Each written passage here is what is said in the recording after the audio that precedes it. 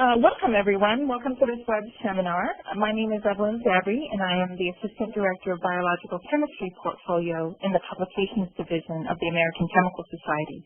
My co-organizer is Jennifer Passanelli. She's Director of Publications at FAWCET's Office of Publications. On behalf of the SSP Education Committee, we are delighted to have you join us for this web seminar. Before we start, I would like to share just a few bits of logistical information to make this a more smooth experience for all of us.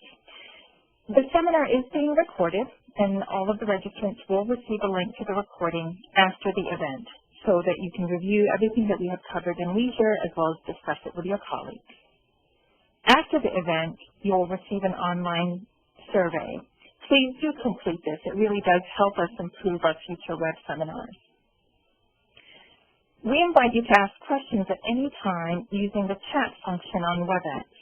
You can find this instant messaging feature toward the bottom right-hand corner of the screen, and you can see there's a little icon that says chat. All questions will be channeled to me as host, and I will ask them of the speakers. Because we have so many people on the call, we have muted the telephone lines of all participants so that no background noise disturbs the presenters. If you hear any shuffling of paper, that's us, the presenters. If you have any technical difficulties at any time, please press #0 on your telephone to talk to the operator, and they'll be happy to assist you. I will introduce each speaker before they present. Each speaker will speak for about 15 to 20 minutes, and we'll have time for a couple of questions after each presentation. All right, at this time, I am pleased to call on our moderator, Phil Bourne. Phil will provide a brief overview of the subject and moderate the discussion session after all the speakers have presented. Phil is a professor in the Department of Pharmacology and Skaggs School of Pharmacy and Pharmaceutical Sciences at the University of California, San Diego. He's also the Associate Director of the RCSB Protein Data Bank and an adjunct professor at the Burnham Institute. He's the founding editor-in-chief of the open access journal PLOS Computational Biology. He has co-founded 4 companies, and most recently, the company called Tri-V. It's a provider of Internet videos and rich media solutions for the scientific, technical, and medical market. And Phil, I am going to hand the screen over to you at this point, and welcome. Thank you, Evelyn. Can you see my slides at this point? I cannot, but let me try again. I think I just... Sorry to the audience for the...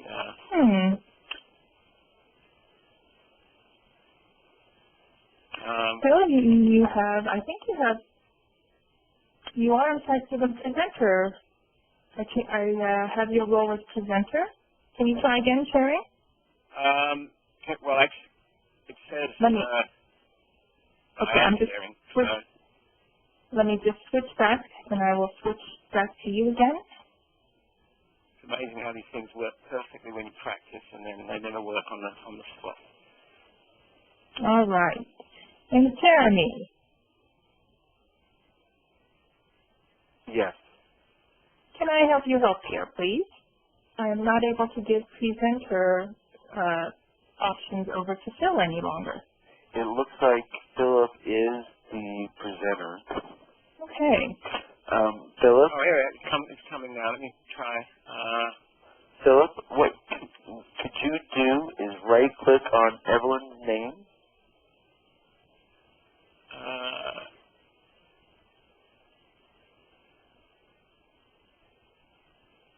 Okay. Change role to? And do change role to host. Okay. Okay, Evelyn? Yep. Now, Philip, you should have presenter control.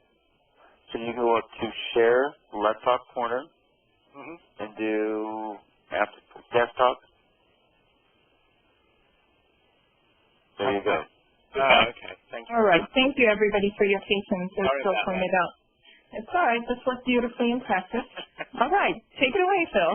Okay, so let me just make a few introductory remarks just to introduce the session, which I think is going to be pretty exciting. It certainly was when we practiced. So I think the reason that many of you are here, and wherever you are, is that STM Publishing is changing. And I think the Internet, of course, is what's driven that change. But I would argue that the Internet, to date at least, has been used as certainly a powerful distribution medium. But I think the full power of the medium has yet to be unleashed. And in the sense that a PDF is really just a digital version of this, of what we've seen for a long time. And, of course, we're comfortable with that. But at the same time, I think there's growing pressure to actually move beyond a static PDF and really use the power of the medium to better comprehend science. And I think there are drivers of change for all of this that goes beyond the medium. Certainly, and they come in all different forms, and this is not meant to be an exclusive list, but really just to give you some ideas and certainly things that most of you probably have a sense of already. Obviously, changing business models and changing between open and closed access, for example, change the availability of content, and that presents different opportunities in different ways. As a practicing scientist myself, I think that we're rather frustrated with the divide, I would say, right now between the data and the knowledge that's derived from that data. For the most part, they're quite disjoint entities, and I think you'll see examples today where that of exemplars of change of how these things are being brought together. So the idea that supplemental material is sort of the bulk of now many papers and sort of in a fairly inaccessible form, I think you'll see today ways in which that is starting to change. There's also change very, very slowly in the notion of the reward system, in the sense that, we've been tied to impact factors, and a lot of that's not going to change, but there are other things on the horizon, and I just mentioned article-level metrics as an example of that. And then there's also the notion that the journal itself, the structure and the way that people and scientists think about journals is itself changing, in that you can now have aggregation across journals. We have the notion of hubs and other kinds of aggregated media that are really changing things. So I'd say what we're seeing today is a very important step in that direction, and that is the beginnings of making the PDF, in one instance, much more interactive. So the idea of really conveying the science in new and exciting ways. And we'll see that in two contexts, one from Michelle, where there's additional content embedded in the article, and then the idea where there's also plugins to the article and call out to external data sources. And Michael will talk about that. And then we'll hear from Emily on the Article of the Future, the initiative that Elsevier has put together, where we actually have a new form of representation which provides, in a sense, a different view on this, or different views on the same content. All of these are exciting developments. I would just say that beyond this is, things won't stop here, obviously, and there is going to be a workshop in this fall, this winter, and the URL at the bottom of the page sort of sets the stage for the kind of thing that will be discussed at that workshop.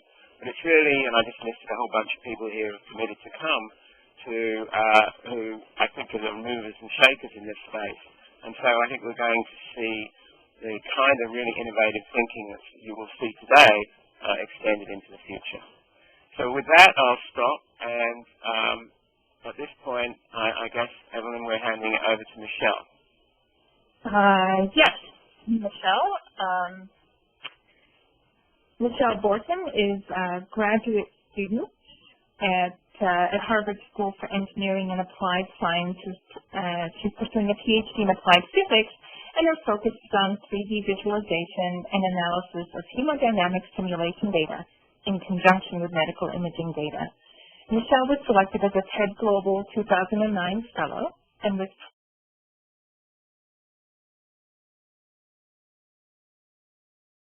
profiled as one of Seed Magazine's revolutionary minds. Today, she will show us how to move beyond paper to the interactive 3D PDF, and I can see her presentation starting. So, Michelle, over to you. Sure. Thank you for the introduction. So, as you just heard, I'm a researcher and student at Harvard, and the question is really, why do I care about 3D or interactive PDFs? Well, I'm an astrophysicist and physicist by training, and basically my day in data analysis looks kind of like what's on the screen, and I work with three-dimensional astronomy data, physics data, medical imaging data, and beyond the science I do, I have a very, very strong interest in looking at alternative ways that scientists can interact with their data as well as present and share the knowledge they have and share their data.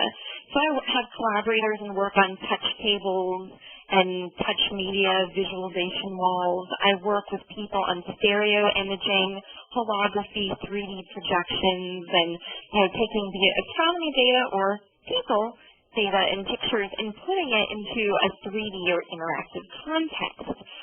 So where does this come in with PDF? Well, when I want to publish and show my research, it only makes sense to show it to my audience as something that's three-dimensional and interactive, and especially because the visualization techniques I work on and develop are novel in themselves and brand new. So it's not just showing from my research the science, which is new, but the visualization itself. And that's where I and my group stumbled upon the notion of an interactive or 3D PDF. And I'm going to show you a few examples of this technology. And I'm not sure how many of you out there have seen this before. I've had some fun experiences talking with people, or they'll say, oh, you're giving a webinar tomorrow. Oh, what's it on? I'm like, oh, and talk about 3D PDFs. And the scientists in the room will be like, huh? And they'll have no idea what I'm talking about. And it's shocking to me. But the second I show my fellow scientists, look at this is the paper I published, and look, you can interact and view my data, they instantly go running to research this and instantly are writing in letters and wanting to submit their research and doing it in the same interactive format. So I'll show that to you right now. Now, this paper, I'm not going to go into the science. The basic punchline was studying the role of gravity at different length scales and its importance in nebula and star-forming regions. But a key aspect of it was showing that we did this analysis in an innovative way with 3D visualization, as well as the astronomical features, some of them that we discovered, you can't do justice to them in 2D. So I'm going to actually break out of my presentation here and hope this works. And, this is just normal Adobe Reader. There's nothing fancy about this. This is just the free version you download off the internet. And I'm going to open up the nature paper. And, no jokes here. This is just a paper, and we talk about our algorithms and compare it to past ones and, go through the whole basic thing. Now, what I'm going to do is scroll down to the second page, and then all of a sudden, there's this figure here, and let me just zoom in a little bit. And sure enough, it pops up when you mouse over saying click to activate, and I can now click on this model, and I'm able to rotate and interact with it.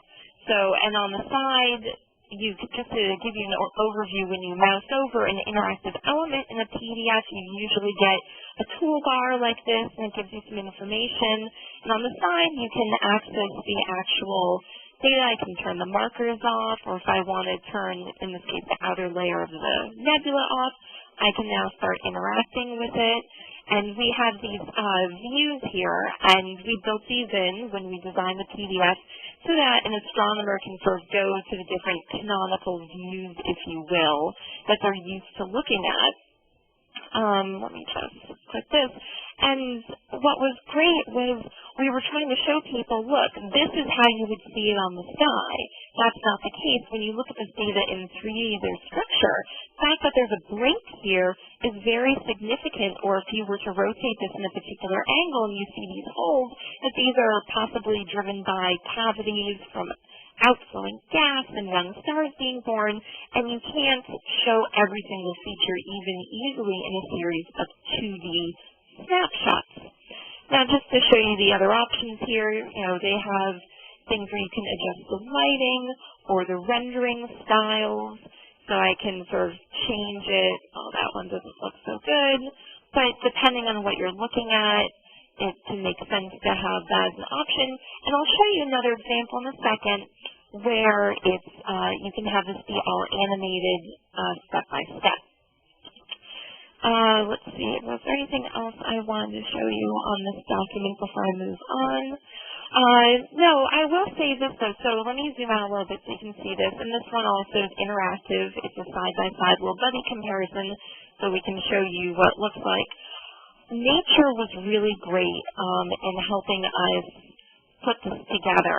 A lot of people ask me, how did I even get this published? And Nature was wonderful. In my group, when we all submitted, we presented and had the paper refereed in a static version, where we did present the data in the best 2D representation we could, but also submitted the sample 3D PDF version to say we'd love to be able to publish it with the interactive features embedded so that we could do justice to our data, and they were very, very accommodating and helped us put this out a year ago.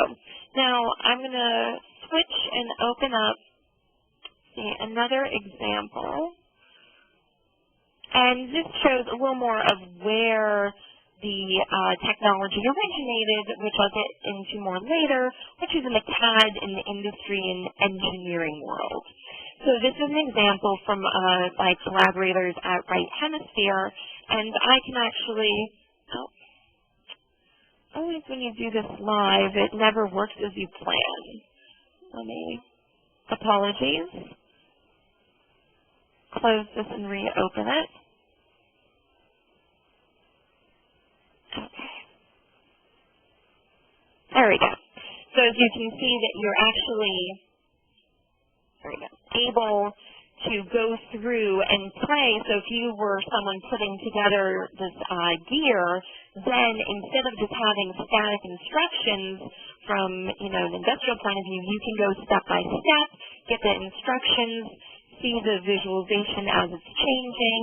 If I say, I don't know what this looks like from this particular angle, I can go through and jump back to a particular step in the process. I can then interact and rotate this around to see where everything fits, and I can have parts lists, things of that nature. Now, what I will do, I can come back to this later if people want to see more examples or play with us more. There's a lot of different examples online. Let's see if I bring back my presentation. But where did this come from? Where was this technology originating? Well, it started, like I said, in the sort of engineering world, and it was going from a static picture to something that was interactive.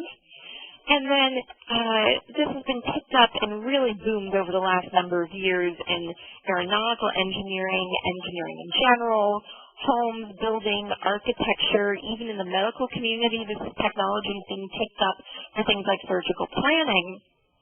And it was started by a company called Right Hemisphere, and they're a computer graphics and interactive technology company. They're based in New Zealand.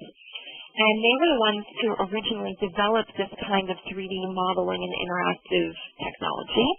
About 3 years ago, they licensed this technology to Adobe, who decided to really make it commercial and make it a standard implementation as part of the PDF format. And again, this is about 3 years ago, and they've tried to take this off and advertise it. You'll notice in the lower left corner of my slide that the images are courtesy of Mark Thomas, and he's the founder and CTO of Right Hemisphere, and he provides me with a lot of the sort of sample industrial images and has been very open-minded and wonderful helping myself and other academic collaborators get into the notion of we want to share our work and publications in the 3D and interactive PDF format. Even though I don't have an example of it here, I should note the newest versions of the interactive PDF format support video. So you can take videos like a YouTube or Flash video, and you can also embed that within the PDF format and play it. And they now support link viewing, so you can have embedded links in your PDF and link it to views in the 3D interactive models, or link it to specific parts of a movie. So, what options are there if you would like to make a 3D PDF? Well, there's Deep Exploration, which is the original software, and this is from Right Hemisphere. It's commercially available and is able to output the 3D PDF formats. It reads in basically any standard 3D geometry or tabular data to let you make the 3D or 2D interactive content. There is Adobe Acrobat 9 Pro Extended. They used to have a separate program called Adobe 3D, but they recently discontinued that and just have all the 3D editing content embedded in their Pro, but it's the extended version, not Standard Pro, which has many, many, many more image editing options. There are also a lot of other new, smaller companies starting up. This is just one of them that I have recently learned about, called Visual Technology Services, and they're focusing more on the quick load of very standard 3D geometry in or 2D image and very quickly output a simple option, but they're one of the sort of new companies jumping into this market. I should note and say that all of these are Windows-only applications. And these companies, though I know for sure Right Hemisphere have acknowledged the desire to have Mac or other platform support for these editing suites, but none exist yet. Again, so the editing tools to make these interactive PDFs are Windows only. However, the output PDFs, just standard format files, you can look on any platform with the Adobe Reader. Now, how difficult is it to make a 3D PDF? The honest answer is it depends on what you want to do. If you simply have a 3D geometry or some simple 2D images that you want to animate or overlay, simple things like that are quite easy to do.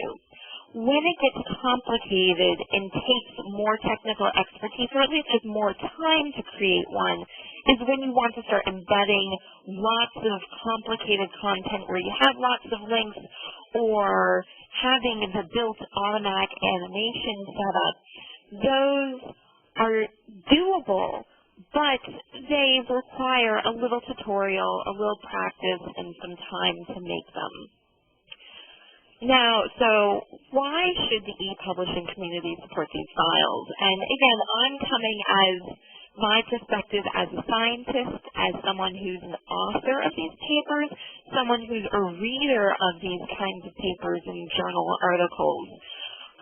And if I were so PDF, from my perspective, it is a well-accepted, universal, standard format, if you will, and people know what a PDF is. I'll say, hey, I have my paper and it has this great 3D content. I'm going to email it to you, and they'll say, oh, what format? I say, oh, PDF. Oh, I have PDF. That's good.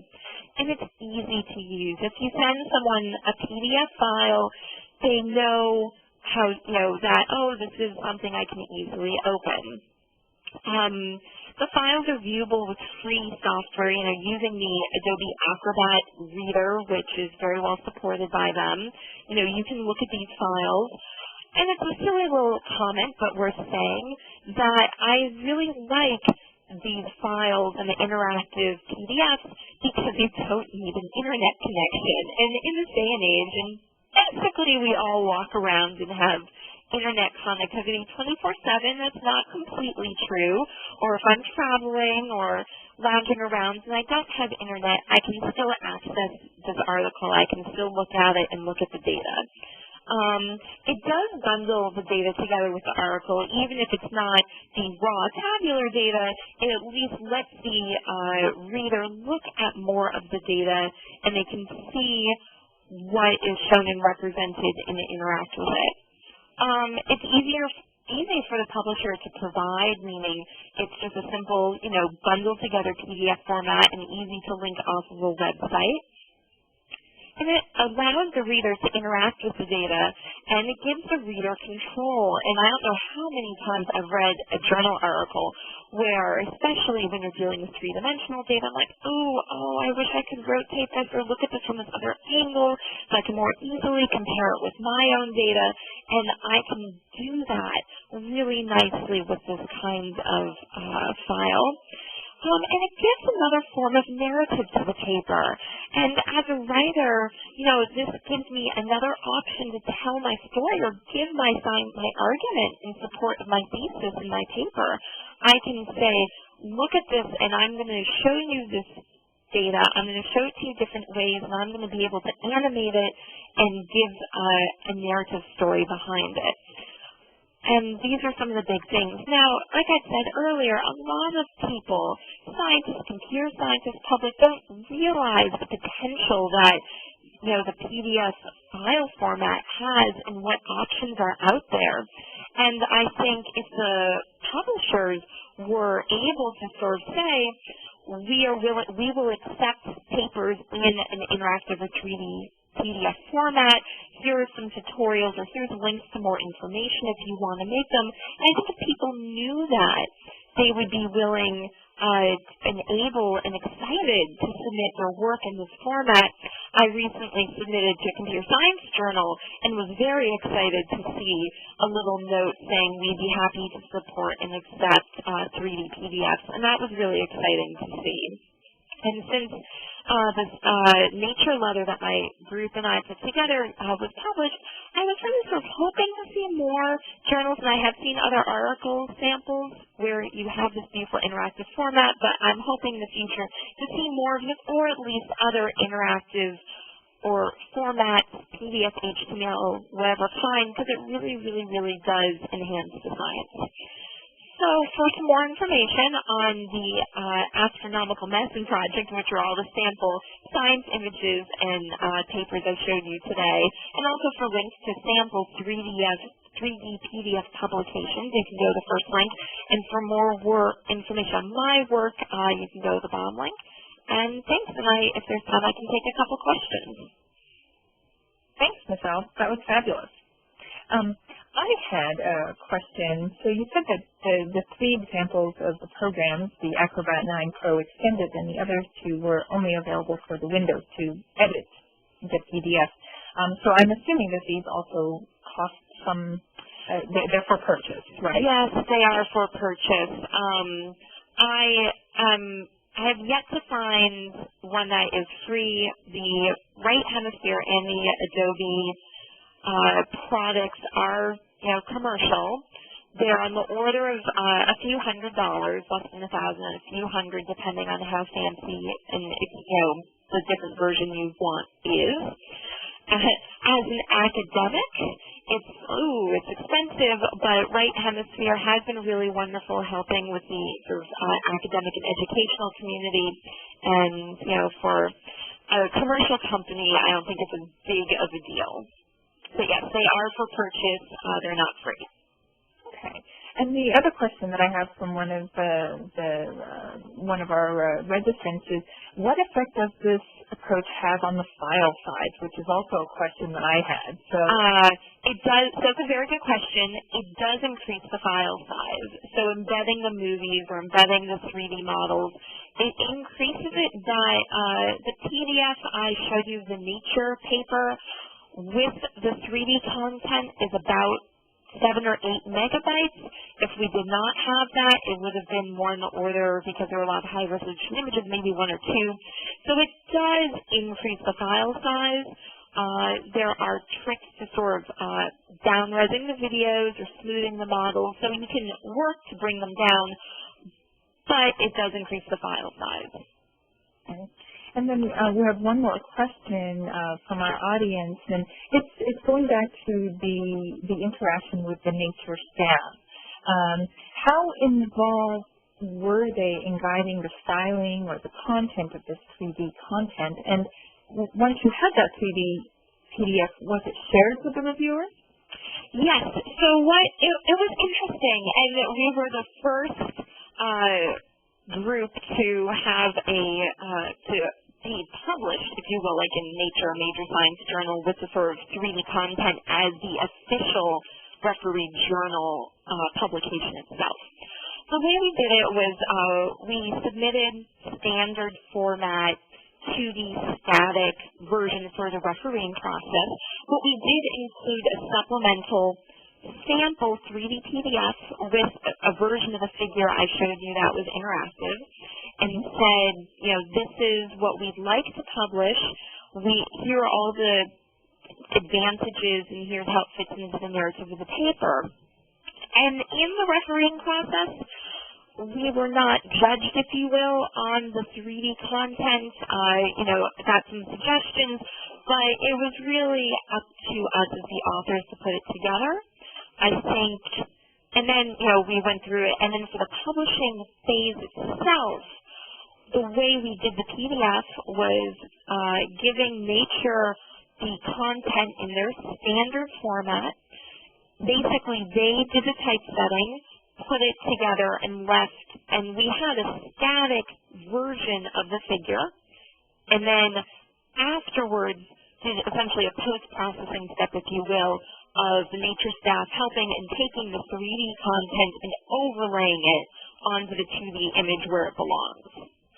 And that way it could fit the typesetting and the style for the journal, and then after the fact we were able to put the 3D content. And I think this is a big open area of discussion of how do you referee interactive or supplemental content of this nature, and I think, people have to think about that a little more. Okay, great. Well, thank you so much, Michelle. I know we have a few more questions. We'll get to those at the end of our presentations. But I would like to move on and introduce you to Michael Ackerman. Michael is the National Library of Medicine's Assistant Director of High Performance Computing and Communications.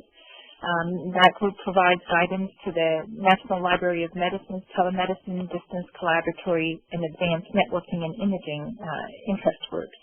Michael will discuss an interactive science publishing project developed jointly with the Optical Society of America and the National Library of Medicine. And Michael, it looks like you're ready to go. Yes, it came up the way it's supposed to.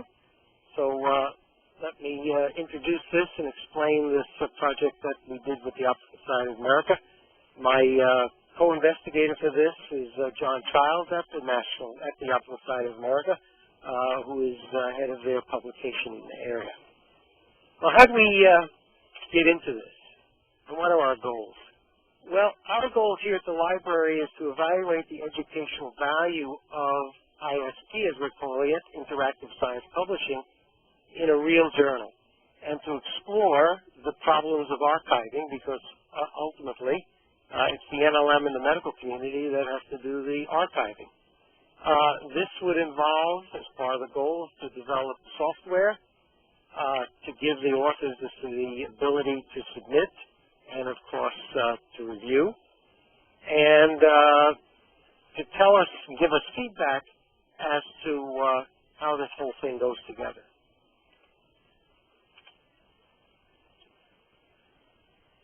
The NLM had this idea, we thought independently, that PDF is very good, but PDF is kind of like the electronic version of a fax. And yet it comes electronically, and it should be able to do more than just look at it, because the media, the Internet, allows you to do more than just look at it. And so we had this idea that one should be able to use the electronic media for the reader to get to the original data of the project and to come to their own conclusions, either in agreement with or beyond those of the original author. Well, it turned out that the OSA had a similar vision, So we combined forces, the OSA being publisher, and we having this educational need, got together to try this mode of publishing out. Now, the Optical Society of America is well known in the physical community because they're optics, but it turned out that the OSA already had four journals in Medline, in which case they also were doing, for our purposes, medical publishing. Their journals are ranked high in the ISI, and they certainly are a scholarly publisher with many, many years of publishing experience. So the agreement between us is that we would publish special issues of Optic Express, which would contain this kind of data for biomedical topics. We would have the usual online version, which would have the printed article and so on, but there would be a print version, and then there would be the online version, which would look exactly the same, but would also have somehow embedded in it, but not really, source data, videos, and other kinds of things. We agreed to the PDF, but instead of literally embedding, like you just heard about, what we do is we link. And so you need to install a free plugin, the ISP PDF plugin reader software, and then that allows you to open up these original data files and to visualize them and to interact with them. And just like the Adobe model, the reader software is free. So we took our authors, our reviewers, and our readers, and of course we asked for feedback at all stages, because the NLM is interested in this mode of publishing, but we're also interested in whether or not this makes a difference. Do people understand the article better? Do they remember it better? Because there's a lot of work on everybody's part to produce one of these interactive publications. And so the real question is it worth it? Does it add anything to the experience? In our medical area, will anybody use it? Or will they just take the 3 or 4 words out of the abstract and say, now I know what to do, and run off and do it? So is it worth it? Will people use it? Should we do it? Not could we do it, but should we do it? The articles are indexed in Medline. They are open source. The data sets are separate from the articles. The two are linked. And those articles are fully citable and archived in the OSA's info-based database. They are the original source data, including the metadata that was collected at the same time. Now, this brings us to a very interesting point of this type of publishing. The data sets are independently discoverable through your favorite search engine, which means that you can get to the data without reading the publication or getting to the publication. It also means that you can read the publication, you can see the data, and when you see the data, you might see something in it that the author did not see and build a publication citing and interacting with somebody else's data. What we're thinking about in the future is two types of tenurable commodities. One, the question is, how many articles did you publish and how many people cited it? And the second commodity is, how many data sets did you publish and how many people cited them and used them? So this is it brings up a whole other climate and a whole other way of doing business for the researchers in the publishing business. Well, the reader software is already at version 2.3. If you figure that we started with version 1 and we're now at 2.3, we learned a lot about reader software and usability of the reader software. The first issue came out in October 2008. There were 7 papers, which contained 45 independent data sets. Interactive Science Publishing, the introductory issue. The second issue came out in March 2009 with 17 papers and 242 dealt with optical coherence tomography in ophthalmology. And the third issue came out about in October 2009 with 5 papers and 33 data sets dealing with digital holography and medical uses of digital holography. So you can see that there's a fair number of papers, but as part of this experiment, there are over 300 data sets, now open data in the public domain, which are out there, which are discoverable, and which are available for others to use. Well, the feedback from the authors, the editors, and the usability experts has been positive. It is difficult. Everybody agrees that it is difficult to do, but maybe because they're part of the experiment, and people who are part of the experiment are always people that are zealots to try something new. So far, the feedback is a positive feedback. The reviewer feedback is positive, but the sense that the job is overwhelming. You give the reviewer, they read the article, we all know about that, and you judge it, and now you discover that that article has 25 data sets in it. These are not pre-programmed. They come up, and I'll show you how this works, and you work your way through it. And so matching what's in the data set to what's in the article and deciding if you would have drawn the same conclusions or other conclusions, it is a very difficult task. And the hardest thing we're discovering is finding, even in this experimental stage, finding reviewers who are willing to put in the time and effort. Now, the reader feedback is positive if you got past the initial learning curve. And this is not to do with interactive publishing, but the human interface. There are installation problems. There are navigation problems. We learned that our help number wasn't up 24/7 and not available to help people. The reader software is available for Mac, for PC, and for Linux. So everything is covered. Everything is a different system. There are various versions of those operating systems. This thing works with all of them, but obviously installation problems, navigation problems, and help facilities. We think we've corrected most of that in version 2.3, and we're about to run that experiment on the 4th issue, which is imaging for early lung cancer detection. It's due next week or so, and it will include an intensive evaluation from the readership to see how we have corrected and if we've corrected and what their evaluations would be. We're going to do live one-on-one user interviews after people have been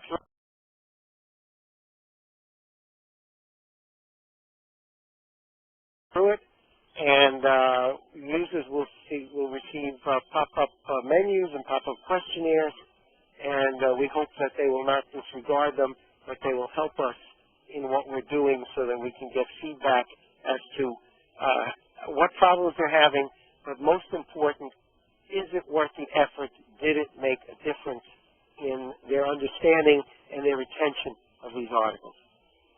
So if you're interested in joining the experiment, and it's open to everybody, you can go to the OSA webpage, www.osa.org, and click on the optics info base, and from there the interactive publication, and you'll end up at www.opticsinterface.org.isp, and that's what the page will look like.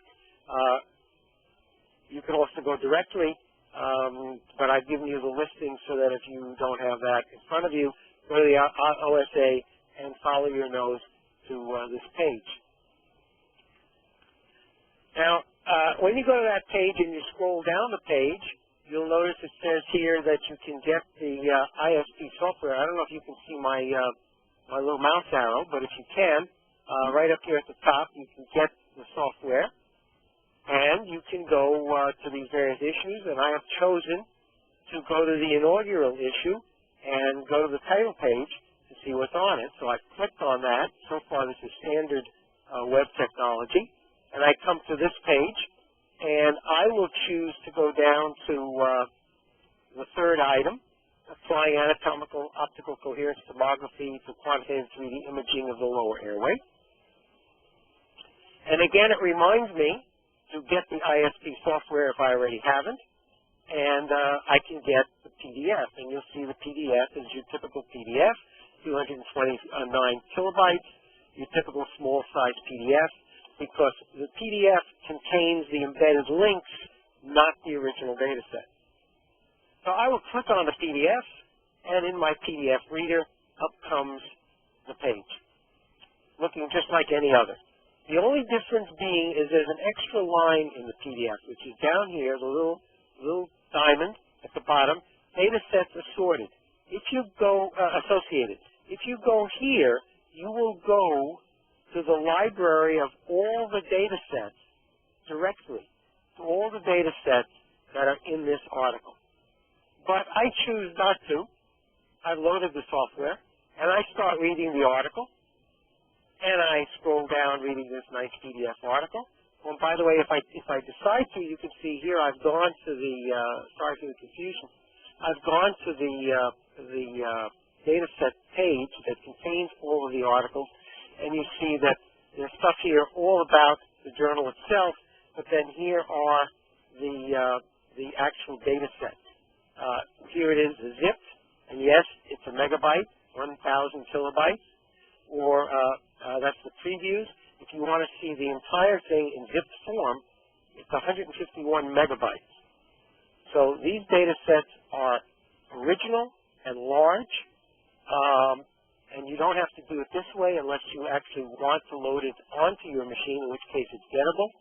But you can read down the PDF, and sooner or later you'll come to a nice picture, and here it is, figure 2, and it explains the picture just like any other standard item. And there's a button here at the bottom that says View 1. And if you click on View 1, this picture, which is here, will be downloaded, not as a picture, but as the original data set using the ISP software, and you will end up, whoops, right there.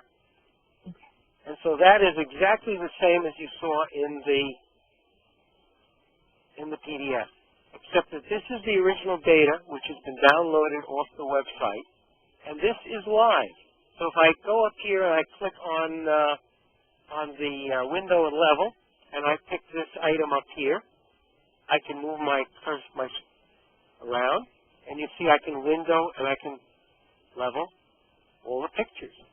If I click over here on this little magnifying glass, I can zoom in or I can zoom out. Now I'm going to choose only to look at 4 of these pictures because it helps my computer a little bit. So I'll just pick those 4. And I will grab onto this red arrow here. This is a cross-section through the body. The lungs are here on the side. Here's the backbone, the ribs, for those of you that are not in the medical area. But if I move this forward toward the front of the body, you'll notice the picture down here moves toward the front of the body. If I take this one to move it from side to side, then you'll notice this picture, which is from side to side, moves to a different plane, right here through the bones. Now, medical people have certain things that they like to see. So if I go through here, preset are certain windows, and if I click here on the so-called bone window, it will look at the original data, and it will, as you can see, show me just the bones. If I'm interested in the cardiovascular system, I might pick this one, and it will go through the original data and do the processing and pull out the cardiovascular features. I want to see the arteries. I'll choose this one, and I can see the arteries. I can also take this and rotate it and move it and see the various things that I want to see. Now, the same thing with the black and white images. Radiologists have certain areas that they like to see. So if I click here, this is what's known as a bone window. And this one is set up to see soft tissue, specifically the liver and so on. I can also, with this data, pick this window that allows me to do some measurements, and I might pick a tool, a measurement tool, that allows me to measure something. So I'll pick the measurement tool, and I want to know what the length of this bone is. So I'll put this in here. There you go. That's 42.7 millimeters. For reasons that just for demonstration, I might want to decide that I'd like to know the angle of this side piece, so I can put this up here and go to here and then go here, and I find out that the angle here at the side of the body is 114.9 degrees. And for whatever reasons, I took this one here, and here's the cross-section of a bone, and I can outline the bone here like that. And if I go over here to the little window, there's a window over here, and it'll tell me what the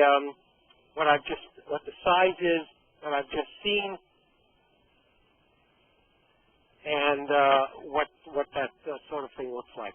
So it's completely interactive. It allows you to work with it. Sometimes you may need a big computer, sometimes not. The data sets are separable and available to anybody that wants to work with it. And hopefully in a couple of months we'll have some answers as to whether we've gone through all these machinations and it really makes a difference to the understanding of people in using this technology. Thank you. Great. Thank you so much, Michael. That was wonderful. We have a couple of questions here. One is, how are the data sets uniquely identified? Do they have a DOI or an accession code? There's an accession code, but they're all in the database itself, and so they're identified by the publication that they were originally published in. And that's important because if somebody else uses it, they have to be able to give credit to the original authors. Right. Okay. And then what data formats are supported by this particular software? Because of what it was designed for, the big push is DICOM, which is the standard. The DICOM is the standard imaging format in medicine, especially in radiology. Okay. And it has the potential to expand to other formats, or for right now we're just focusing on the DICOM? It always has the potential to expand to it, but right now we're the data that we get is DICOM format because it's a three-dimensional format. Great. Okay. Thank you so much, Michael. I think at this point we will move on to Emily's presentation. Emily Marcus is Editor-in-Chief at Cell. She's Vice President of Content Development at Cell Press as well. She's responsible for identifying and promoting new scientific and technological trends that will shape the future of scientific research. And today she will discuss the Future Initiative from Cell Press. So Emily, it looks like you're bringing up your PowerPoint, so I will hand over the screen to you. Okay, thank you very much, Evelyn. So what I want to talk about today are go over three recent projects that we've put into place at Cell Press and Elsevier in the direction of evolving the scientific article. And all three of the projects I'm going to overview today fall under the larger umbrella of content innovation within Elsevier. As Phil alluded to in his introduction, really the driver for the content innovation project is to bring new internet technologies to bear on the article itself. And obviously with the development of electronic publishing, there have been lots of impact in different avenues of publishing and access, distribution, et cetera, but it's actually been slow to impact the way in which publishers actually present the content of the unit of publishing, namely the scientific article. And we've already heard two wonderful presentations about directions that are now coming out in looking at the scientific article. So the first project I'm going to talk about falls under the rubric of the Article of the Future project, as it is now fully available for 12 cell-press journals, for all the articles in 12 cell-press journals. The title Article of the Future is perhaps not ideal because it is actually the article of the present, but it really reflects our continuing commitment to evolve the presentation of the scientific article as new technologies become available, and to no longer think of it as sort of a static based from the print version format. So what I'll be showing today is what is the current installment of the Article of the Future, although, as I said, will be evolving going forward. And the goal here really was to rethink the online presentation of an article. As Phil said, if you look at a PDF or even most HTML representations of articles within scientific journals, they really reflect the print history of the journal and have not yet, in most cases, adapted the power of Internet technology in presenting an article. We also wanted to develop a hierarchical presentation of text and figures so that readers could drill down through the layers of content based on their level of expertise and interest. One of the really powerful things about the Internet is that you can provide different views to different readers, and that's something that's very hard to do in a print environment. And the idea here was to be able to take advantage of that, to really say you can come to this article either at the most superficial level and then progressively drill further into it depending on your own interest level as a user. We wanted to provide authors with multiple mechanisms for conveying the core content of the article. As Michelle alluded to, there are lots of different ways to convey information, and we were trying to enrich an author's opportunities for conveying information. One of the main issues we tried to tackle, which has also already been alluded to, was to redefine the unit of publication to address the problem of burgeoning supplemental data. And that's something that's quite apparent, particularly in the life sciences, that the evolution of the article, which started from a print environment in which there were limits both of what types of information you could display in print and also very strict page limits with respect to cost of production, et cetera, related to a print article. As the article moved online, what ended up therefore developing in the initial stages of electronic publishing was a print replica online and then associated supplemental data for any types of information that could not be printed. So it started originally as the concept that you could put attach movies to your article as supplemental data, but fairly rapidly it evolved to include not only types of information that couldn't be included in print, but just actual extra information that fell outside the page restrictions of the print article. And particularly as in life science articles, what one now sees is that often there's a very short 4 to 5 or 7 page main article, and then upwards in some cases of 20, 30 pages of supplementary material. And the idea was to try and incorporate this all into one online publishing unit. We also very much wanted to involve the scientific community in developing and refining the ideas for the presentation of our article online, and to be able to integrate video, sound, and animation in the scientific article. So the key features of the Article of the Future format that I'm going to walk you through in a minute are an integrated and tabbed presentation of the different sections of the article, inclusion of a graphical abstract that allows authors to present their main take-home message in a pictorial way, in addition to a textual abstract, the standard text abstract, the incorporation of video abstracts and author interviews, highlights of key results, fully integrated supplemental data, author affiliation highlighting, and real-time reference analysis. So I should say that the development of this format was essentially a 2-year project, and we released the prototype for the Article of the Future on a self-press beta site in July of 2009, where we demonstrated the prototypes for 2 already published articles and opened it up to feedback from the user community. We incorporated that feedback, and in January of 2010, we rolled out the production form of the article of feature presentation for all of the articles in 12 of the cell press journals, the 12 research journals. So it is now live on all of the content in those 12 research journals. So here's an example of what one used to see if you went to an article published in Cell, the HTML homepage of the article. And there's a couple of things that you'll notice just looking at this, and that it is really a replica of very much derived from a print article. Some very simple things, so for example, it's in a portrait orientation and not really taking advantage of the landscape format of most computer screens. It's very text-heavy, which is, again, not typical. If you look for information on the Internet, mostly what you find in websites that were designed and created for the Internet is that they have much more graphical and visual elements.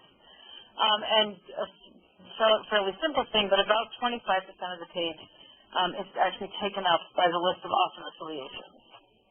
If you go to an article published in Cell as of January 2010, this is what you see as the landing page for the article. Again, simple things. The orientation is now in a landscape format. It is much more graphical. There's a graphical abstract that allows readers to quickly scan what the take-home message is. There are highlights, bulleted highlights of the main results findings of the article in addition to the traditional text summary.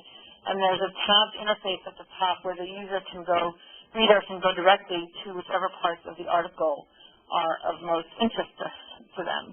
And at this point now, I'm going to switch over to the actual live version. So this is what you had just seen on your screen, but now we're actually on the website. It also provides an opportunity to include author videos here at the article level. So this is an actual interview with the authors of this article where they summarize the findings in a video, and particularly for younger students and scientists, being able to both see the researchers and hear their own description of what the experiments were about is very useful. Stop that. Again, a small point, but we have also made it so the affiliations are now in a rollover format. If you want to see where Sherry Neeson works, if you roll over her name, it highlights where her affiliation, and you no longer have to deal with the small ones and twos and asterisks, et cetera, to identify where people are. Now, if I click on the data tab, many scientists, and we found this out through our user feedback, when they're reading papers, they like to be able, they go through the figures. They like to evaluate a paper essentially by looking through the figures. So here we've created a film strip that allows readers to see all of the figures in the paper. And here I'll point out that it also includes the supplementary figures. So these are incorporated as part of the total film strip. So a user can see everything that's been printed. And if you click on any of the figures, in this case figure 1, you see that figure blown up below, along with its associated caption. So you can read through the figures and caption that way. And if you want to be able to go from the figures to link back to the text, you can by clicking on this context and article. It pulls up the relevant results section where this figure is mentioned. This also allows you, I don't know if I have one in here, but there is an example where there's actually a movie or other animation included in one of the figures, and you can see it here as part of the article, in contrast to the old way of presenting supplemental movies where you had to actually download a separate file that incorporated the movie. So here all types of data can be incorporated in this one film strip. If you click on the results section, you're now in a more traditional format where the actual text of the results is here on the left, and so you're reading through the text as you would have traditionally. One of the feedback we've gotten since we've rolled it out is to increase the size of the text box, which is something we'll be working on in the next release. but you also can see the associated figures in the adjacent window, so you can read through the text and figures simultaneously, and as you move through the text, the new figures come up, and it also shows you the figure legends for those figures on the right. So really, for a user, this ends up being very, very valuable to be able to not have to flip back and forth between the text and the figures as they're reading through the article.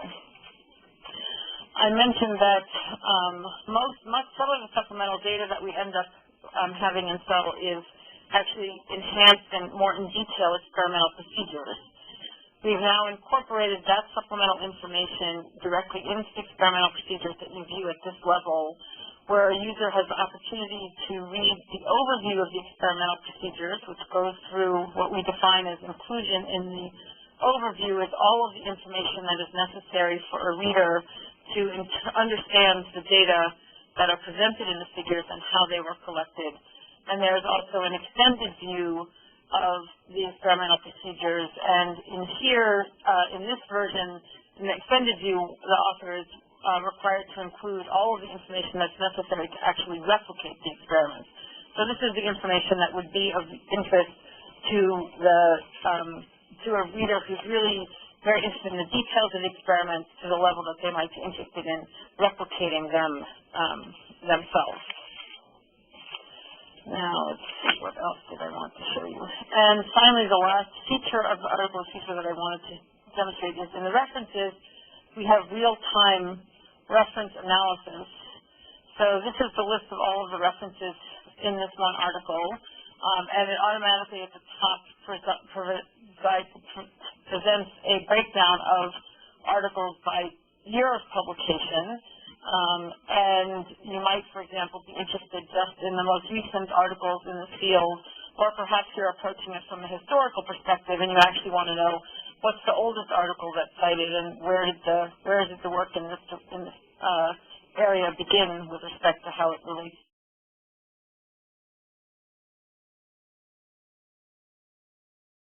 to the current paper. You can also filter the references based on authors. So if you click on the author filter, you get a list that identifies every author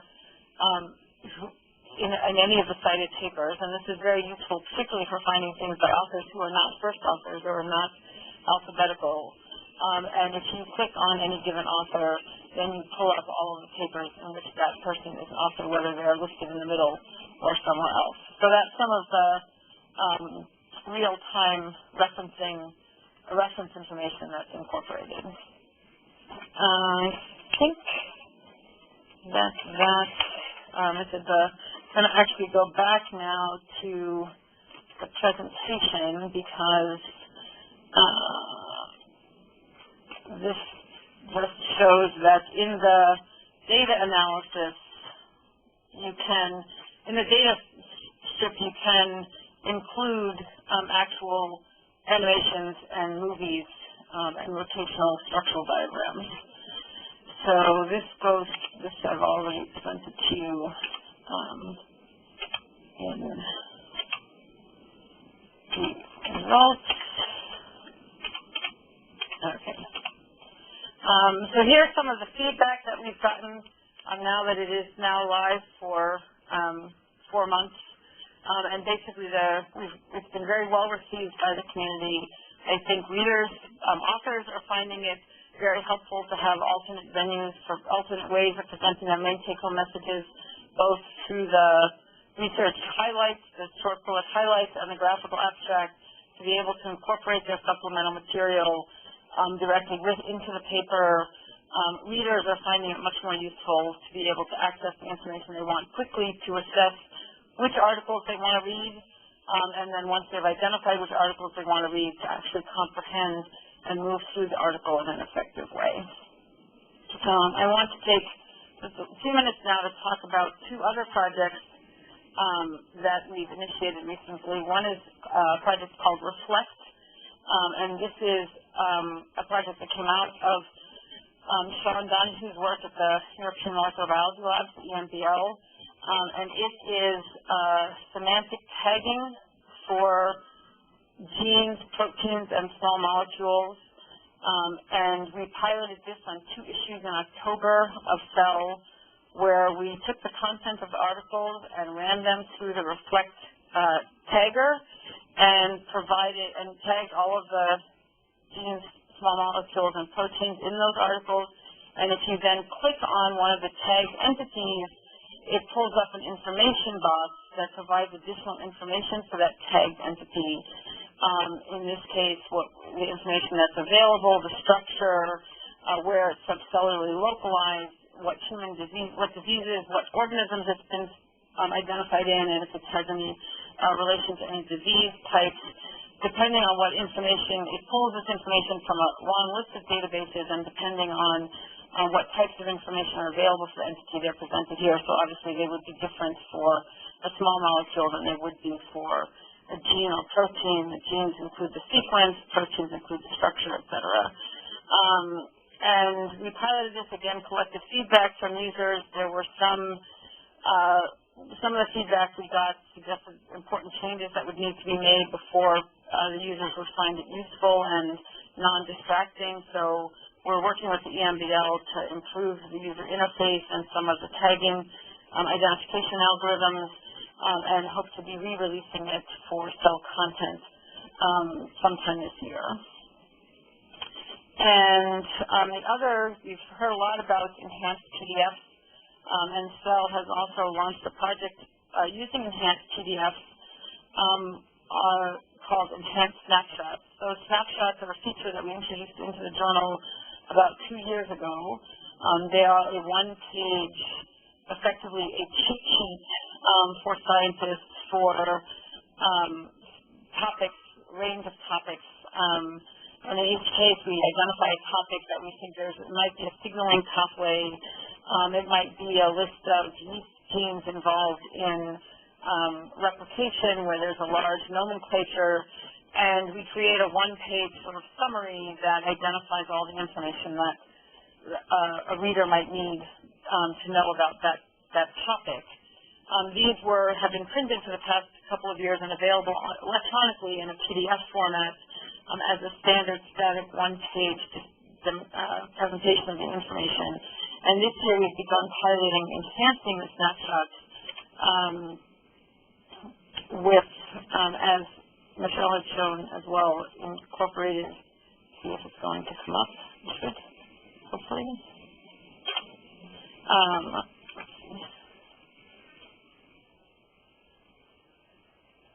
Okay, why is that showing up?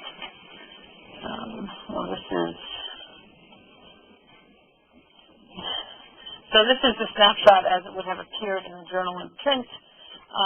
We have the opportunity to now include, for various components, the rotating structures. This now is a PDF, so this is emailable around. It includes the interactive 3-dimensional figures. It includes animations, so you can click on this and actually watch how the process is built and put together. And you can also then identify additional information relative to elements within the snapshot. So these are now published online as enhanced PDFs. And I think I will stop there. Let's see. And I can stop there and take questions. Thanks, Emily. That was very interesting. There have been a couple of questions actually about how the article, the future portion of your talk, transfers to the mobile space. Were those designed specifically to transfer very easily? They were not, although that is something we're working on right now, is developing them to be accessible on an iPhone version of the article in feature format. It does not at the moment translate very well to the iPhone or to a mobile space. But it will. It will soon enough. All right, great. Thank you. Well, we have about 15 more minutes left, so let me just take a moment to thank the speakers for some very interesting examples and some insight on how one includes and what can be included in various different file formats. I'm going to hand the mic over to Phil. And Phil, I will let you lead the discussion at this point. Yes, thanks, Evelyn. So what I was going to do is to sort of try and encapsulate some of the questions that have come in that I guess privately that weren't addressed so far. So there's an underlying theme in the questions that are being asked, and I suspect that reflects the audience. But it has to do with process.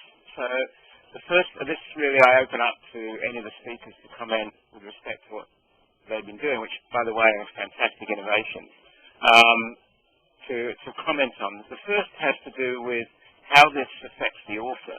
So, you know, typically when we are producing something, either we upload a Word document to the publisher or we upload a PDF itself, and then we kind of forget about it.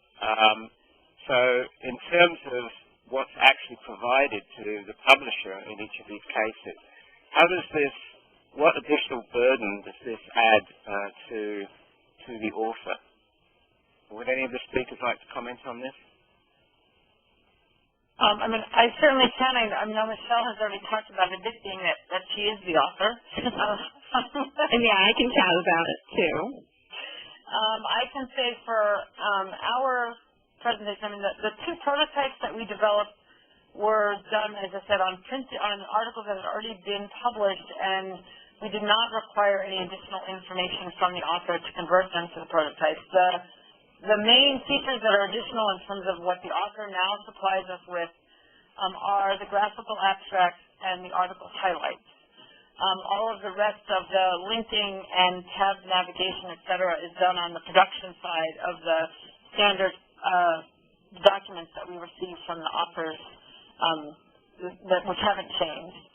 With respect to the graphical abstracts, we rolled them out in January as mandatory for all authors publishing in Settle, and we had Illustrator support available for authors in creating them, and they were rolled out as optional for authors publishing in the other Cell Press journals, because we did not have Illustrator support available for them. And I can say that as of the end of April, for the journals where it was optional for authors, we were at 30% uptake of authors electing to provide graphical abstracts, even though they weren't required to, because they found it to be a useful format. Which, again, we're expecting that by the end of this year, it will be closer probably to 100%. And in terms of the research highlights, that's really not much additional for authors to provide the 4 bullet points of the highlights. They don't need to do anything else post-submission with respect to creating the format. So we don't have to go back to them and ask them to do more. So. Okay, that's useful. Any other comments? Yeah, I was just going to say from the author's perspective, you know, when I made the 3D PDF work, and I'm still doing that with my collaborators now, it is more work past just writing your journal submission and, you know, sending the paper in. It does require effort and time, but I know within my group the consensus was it's so worth it. Like, the value you get out of having the interactive extra material enhances the article enough that's worth those extra hours to put into it, and seeing like the graphical abstract and so on, things like that. At least I'm someone of the opinion it's worth putting the time into doing that and getting it sent in. But I've heard contrary. I have a lot of colleagues who are like, I don't want to do this. This is, you know, I don't want to be forced to do this. So I guess it comes down from an author's perspective too to the notion of cost-benefit ratio in terms of the reward that the author gets out of the process. I mean, you've described clearly what, you know, are rewards just by virtue of people understanding your work better and so on. But at the same time, there is a cost associated with that. And in the end, and it's probably too early to say, but perhaps we want to comment on it, is, you know, what is the longer term reward? We know very well that the author reward has a lot to do with citations. And perhaps if you consider new metrics coming along, downloads at least. Now, you know, certainly the novelty of these articles probably increases certainly downloads and probably citations as well. But it's a question, I guess, what happens over the longer term. I mean, have you had any feedback in any way about what authors feel with regard to rewards beyond what's been said? Well, that's where the problem comes in the healthcare side of the house, in that it's a societal problem. Authors are not willing to share their original data. They're willing to publish, but certainly not share their original data. That's a societal thing within our community. And if they're willing to share, then we have the extra burden of depersonalizing the data if it turns out to be clinical data. And how does one do that in order to share the data? Actually, Michael, that was a question that was raised privately. So, particularly in your presentation, given that you actually have patient data, is there any particular mechanism you have in place for that at this point? So far, the depersonalization is up to the author to do before it's submitted. Hopefully, as part of the review process, the reviewers are checking to make sure they can't figure it out. But, no, this is a brave new world. Yeah. In answer still to the overall question, I did just sort of want to make the comment that I think what effort authors put into publishing their work, I mean, it has been historically an evolving role, and we seem to sort of assume that all of the effort that authors put into publishing, which is huge as of now, into getting something published, is sort of a static, or that's the amount that is appropriate. And really, if you think back, I mean, it used to be that figures were not compiled. I mean, they were provided as, here is this gel, and there were some individual units. And at some point, it was introduced the idea that you compile figures into a set of panels that made a point. And that's now so old that none of us actually remember it happening. But and that was a change in sort of author behavior for how they need to present their information in an effective way. So generally, I think that it might be evolving, and there might be things that authors used to have to do that they don't have to do anymore, and sort of changing. No one's looking to make it overall harder to get your article published, but the fact that what you would need to do might change over time, and how you present your information. And in the end, we've gotten very positive feedback that they feel that more people are looking at their articles, students are engaging with them, they're getting emails, commenting on the videos when they include an author video. So they've been very sort of enthusiastic about at least the short-term payback for them as an author in making their content accessible to a broader readership. Mm-hmm. Let me on to the sort of next step in the process, because questions arose about this as well. So, I think you've made really good coverage of how it relates to the author, but how it relates to the publisher. So, just to sort of phrase it generally, questions came up in terms of, it's not so much, well, it's about the workload that's involved, and I think you've alluded to that in some ways, each of you, or at least a couple of you. But it's sort of compatibility and how it fits into the current flow of manuscript processing. So just specifically, so for example, you might have an XML stream at some point, which then goes into a vendor layout program, which ultimately is released as a publication in an HTML and a PDF format. If you start introducing interactive content into that, how easy is it? Are there standards? This kind of thing.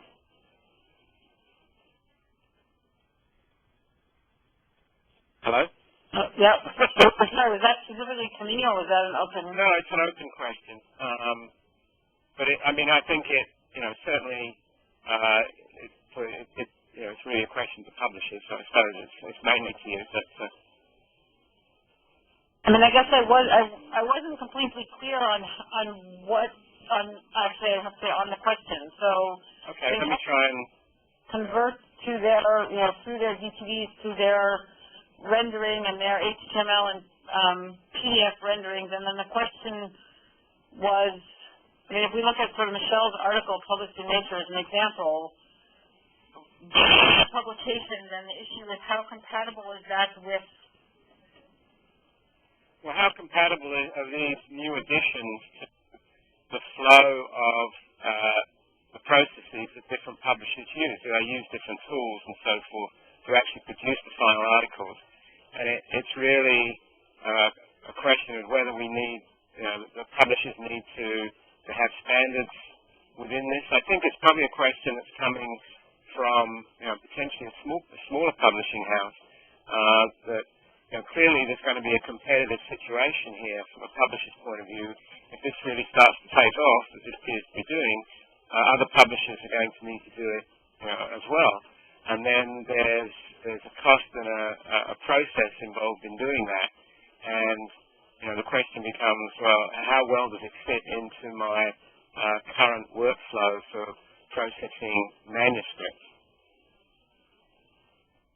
Is that clear?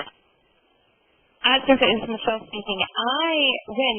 I don't know enough about the back end of the publishing to speak to anyone, but I can say that from my experience working with Nature, we were not in the sort of standard pipeline, if you will. Like our static version was, but in terms of the literal processing and typesetting, at a certain point, we sort of had to break the mold and work with the technical staff over there. And, I do think getting the interactive PDF or even the extra embedded enhanced HTML content, it could be a challenge initially. For the article of the future, in order to move from the prototype to a production mode, as I said, it is now part of our standard production process. I'm not 100% the right person just because that wasn't the part of the process that I handled, but I do know we had to work through the tagging for the documents that we get from the authors as to how to develop the appropriate TDD to tag them so they would be rendered correctly and et cetera. But we didn't, for example, have to, significantly increase our production staff or team in order to be able to do that. So the work and the transition and figuring out how to make it happen, there was a concentrated effort there, but it's now part of our standard workflow through our production team. So I don't know if that answers your question, but I think it's helpful. I think there's a lot more to this that perhaps we shouldn't dwell on this too much at this point. And perhaps as time's drifting, maybe I'll move on to a different question that's sort of come up, which relates to the notion of having data associated with publication. And in terms of long-term, well, it also actually applies in other cases as well, in the notion it's really about long-term archiving and maintainability. So obviously if you have very large data sets, that could become an issue, or if you have embedded components that use tools that no longer become available, these kinds of things. Do you foresee these being problems down the line? Well, I would say that the entire electronic publishing has that problem down the line, either in form or in format. If anybody came to me with an 8-inch floppy disk, I'm not sure I'd know where to take it to play it back. That's the format that it's in. We're all crazy about PDFs, but I don't know if I'm going to be able to read a PDF 10 years from now, let alone the kinds of things that we're now proposing, whether 10, 15 years, something will better come along, and the stuff that's on our machines will all drift away, and some archive like the NLM will be stuck doing a translation into the form and format that is available at the time. That's a general problem in the electronic publishing, which is not new. Who's got something to play back a 78 RPM record these days? But that's how it was captured. Right, but it seems to go from one form to another. I guess in this case it's essentially the same thing, but perhaps the problems are expanded somewhat by virtue of the variety of different information. But you're right, the problems certainly already exist. And sort of one I guess, final question that relates to sort of proceeds down this pipeline and has been asked by, clearly there are some librarians out there, and I guess already the role of the libraries is clearly changing dramatically. And would any of you like to comment on how you think that the library of the future is going to look based on the article of the future? Or things like that? How the library of the future is going to look.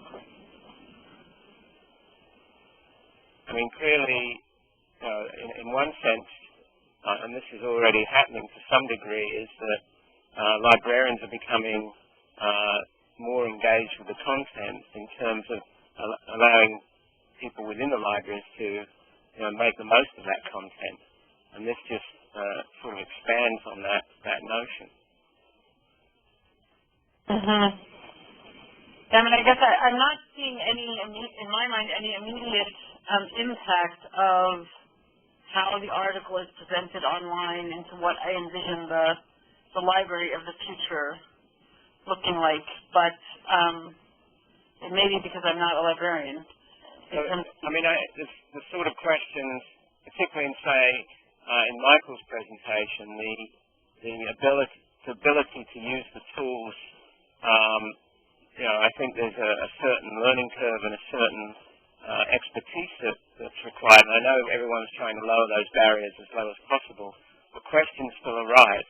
Now, the question, will those questions start to come back to the publisher, or will they potentially go back to the librarian within the library context?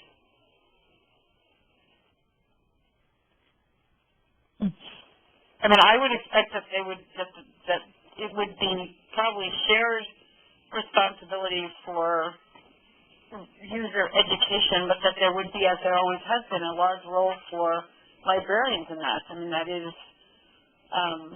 librarians help users get the most out of search content, and the degree to which the new type publishing platforms require help in that, I would assume that publishers will have some responsibility in making it, as you said, as intuitive as possible and providing sort of support documents. But in the end, the person using it is at their university setting, and their contact is the librarian. So that they would be going to their university librarian for help in getting the information that they need for their academic activities. Phil, this is Evelyn, and if I can just use this opportunity to kind of segue into another seminar that SSP is planning for the fall. The topics of how authors, publishers, and librarians are impacted. We hope to address in a fall seminar on similar topic of interactive visualizations in journals and books. And so clearly there's, I think, a lot of stakeholders who might be impacted by this. So perhaps since we've reached our 12:30 time slot, perhaps we can table some of those discussions for our fall seminar. That sounds like a perfect ending. All right. So if I can just take this opportunity to thank the speakers and Phil for moderating, Michelle, Michael, and Emily for participating in this seminar, and also all those who participated in this seminar for a very interesting discussion. And as I said, we'll continue this in the fall. And please do fill out the online survey that you'll be receiving soon after this webinar finishes. And thanks again, everyone. And we hope to see you at future webinars as well as at the SSP meeting on June 2nd. Thank you. This concludes today's conference call. You may now disconnect. Presenters, please remain online.